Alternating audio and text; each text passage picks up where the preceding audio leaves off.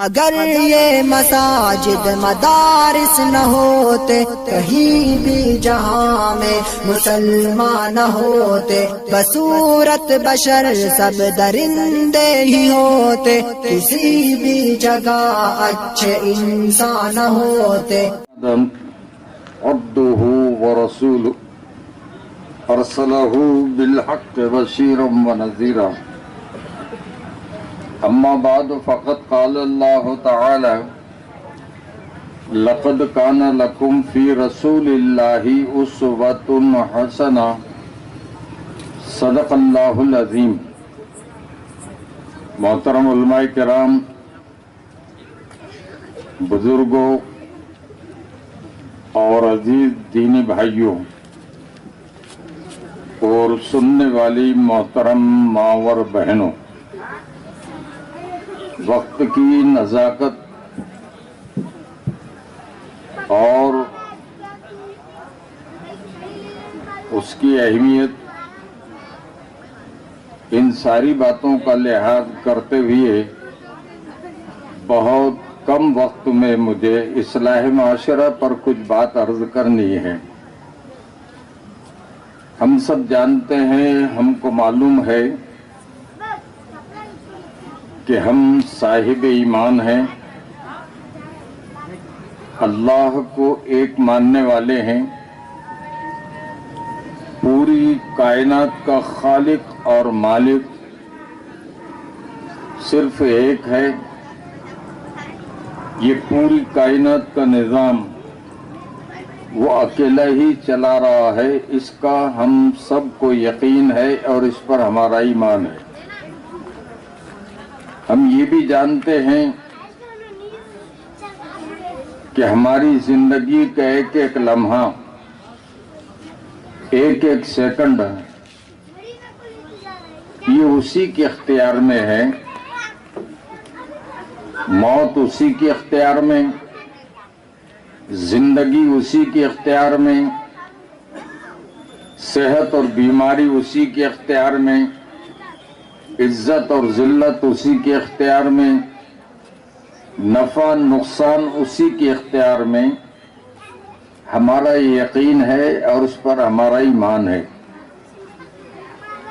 ہم یہ بھی جانتے ہیں کہ اس پوری کائنات کو اللہ تعالیٰ نے اپنی قدرت سے بنایا ہے، اور کیسا بنایا؟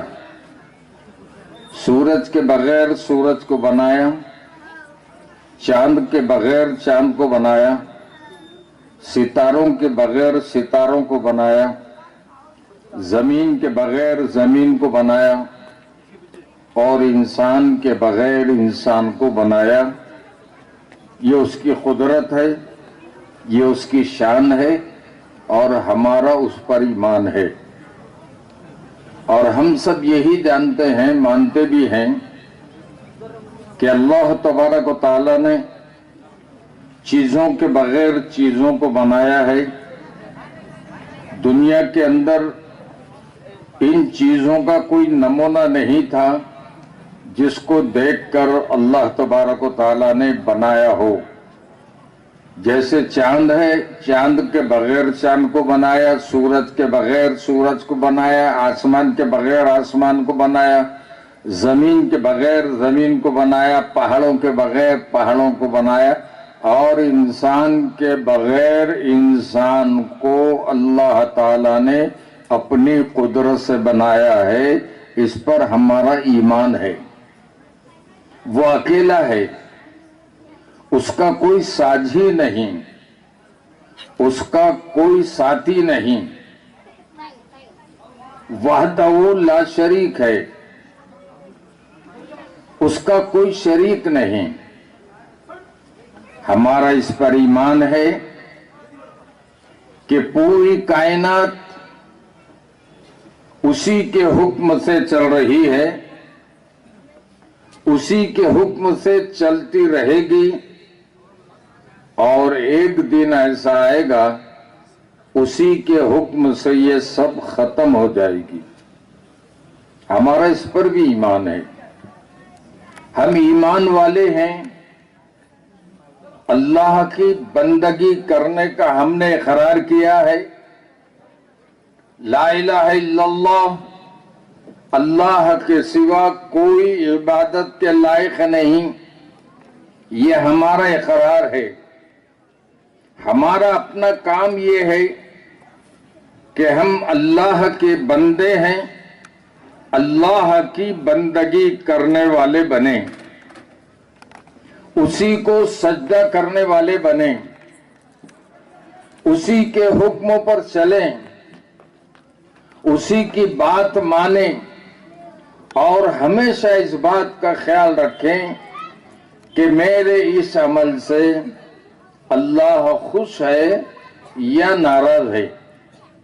اگر خوش ہے تو اللہ کا شکر ادا کریں کہ اللہ تبارک و تعالی میرے اس عمل سے خوش ہیں، اور اگر ناراض ہے تو اس کام سے رک جائیں۔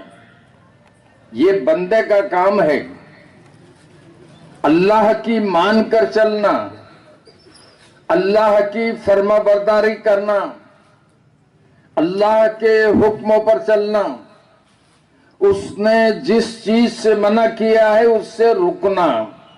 جیسے صحابہ کی زندگی کے اندر آپ دیکھیں گے کہ جس زمانے کے اندر لڑکیوں کو زندہ دفن کیا جاتا تھا، جس زمانے کے اندر شراب عام تھی، جس زمانے کے اندر جوا عام تھا، جو طاقتور تھے وہ کمزوروں کو دبایا کرتے تھے، اس وقت کی حالت یہ تھی کہ عورتیں بے پردہ تھیں، یہاں تک کہ بیت اللہ کا طواف بھی ننگے ہو کر کیا کرتے تھے۔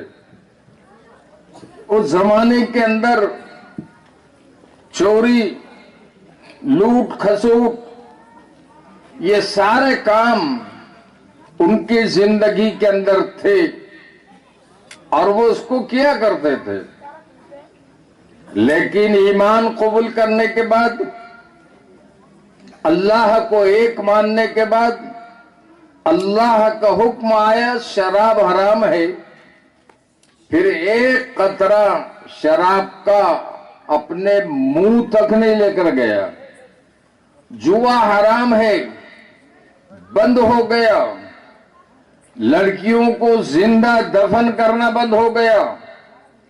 لوٹ کھسوٹ کرنے والے پوری زندگی اسی میں گزر رہی تھی، وہ سب بند ہو گیا۔ یہاں تک کہ چھوٹی چھوٹی باتوں پر فتنہ و فساد برپا کرنے والے، معمولی معمولی باتوں کے اوپر دو خاندان آپس میں جھگڑنے والے، خون زمین پر بہانے والے، وہ ایک دوسرے کے بھائی بن گئے۔ یہ ایمان لانے کے بعد ہوا ہے۔ انصاف ان کی زندگی میں آ گیا، ظلم سے اپنے آپ کو بچانے لگے، ایک دوسرے کی ہمدردی ان کی زندگی میں آئی، ایک دوسرے کے ساتھ حسن سلوک ان کی زندگی میں آیا۔ ماں کا ادب، باپ کا ادب، پڑوسی کا ادب، رشتہ دار کا ادب، خاندان و قبیلے کا ادب، پڑوسی کا ادب، بھوکے پر رحم، پیاسے پر رحم، یہاں تک کہ محترم بزرگ دوستو خود بھوکے رہے اور دوسروں کو کھلایا، خود پیاسے رہے اور دوسروں کو پلایا۔ ایمان لانے کے بعد ان کی زندگی کے اندر ایک انقلاب آ گیا۔ ہم بھی ایمان والے ہیں۔ میں اپنی زندگی پہ غور کروں، آپ اپنی زندگی پہ غور کریں۔ کیا ایمان کے بعد ان ساری چیزوں سے ایمان والا بچ رہا ہے؟ بلکہ اگر میں یہ کہوں کہ بچ نہیں رہا الا ماشاء اللہ، اکثریت ایسی ہے جو اللہ کی نافرمانی کر رہی ہے، اللہ کو مان رہی ہے، اللہ کی نہیں مان رہی۔ اللہ کو یہ مان رہے ہیں لیکن اللہ کی نہیں مان رہے. جن چیزوں سے اللہ نے روکا ہے اس سے نہیں رک رہے. حالات بد سے بدتر ہونے والے ہیں. ہم اپنے ایمان کی حفاظت کریں. دوسری بات، وقت کم ہے، میں آپ کو بتانا چاہتا ہوں، ہم حضرت محمد صلی اللہ علیہ وسلم کے امتی ہیں. جب ہم حضرت محمد صلی اللہ علیہ وسلم کے امتی ہیں تو امتی ہونے کا حق ہم کو ادا کرنا پڑے گا. اگر ہم امتی ہیں تو حضور کا اتباع کرنا پڑے گا، حضور کے نقش قدم پر چلنا پڑے گا. حضور جن باتوں سے منع کیے ہیں ان باتوں سے ہم کو رکنا پڑے گا. جیسے اپنی نظر کی حفاظت کرنی پڑے گی، زبان کی حفاظت کرنی پڑے گی، کانوں کی حفاظت کرنی پڑے گی، ہاتھوں کی حفاظت کرنی پڑے گی، پیروں کی حفاظت کرنی پڑے گی. کہیں ایسا نہ ہو میری یہ آنکھ نبی کے مرضی کے خلاف استعمال ہو جائے، یہ کان میرے نبی کے مرضی کے خلاف استعمال ہو جائے. اور آج ہو رہے ہیں. ایک طرف تو نبی کی محبت کا دعویٰ ہے، مجھے نبی سے محبت ہے، لیکن وہ سارے کام کر رہے ہیں جس سے نبی نے منع کیا. یہ محبت کا ثبوت نہیں ہے. محبت کا ثبوت یہ ہے کہ ہم وہ کام کریں جس کو اللہ کے نبی پسند کرتے ہیں. میں آپ کا زیادہ وقت کیسے لوں؟ وقت بہت کم ہے. صرف ایک بات سمجھ لیجئے، ہم اس نبی کے امتی ہیں جن کا مقام خدا کے بعد سب سے اونچا ہے. ہم اس نبی کے امتی ہیں جن کی عظمت خدا کے بعد سب سے اونچی ہے. ہم اس نبی کے امتی ہیں جس نبی کی شان خدا کے بعد سب سے اونچی ہے. ہم اس نبی کے امتی ہیں جن کا مرتبہ خدا کے بعد سب سے اونچا ہے. ہم اس نبی کے امتی ہیں جن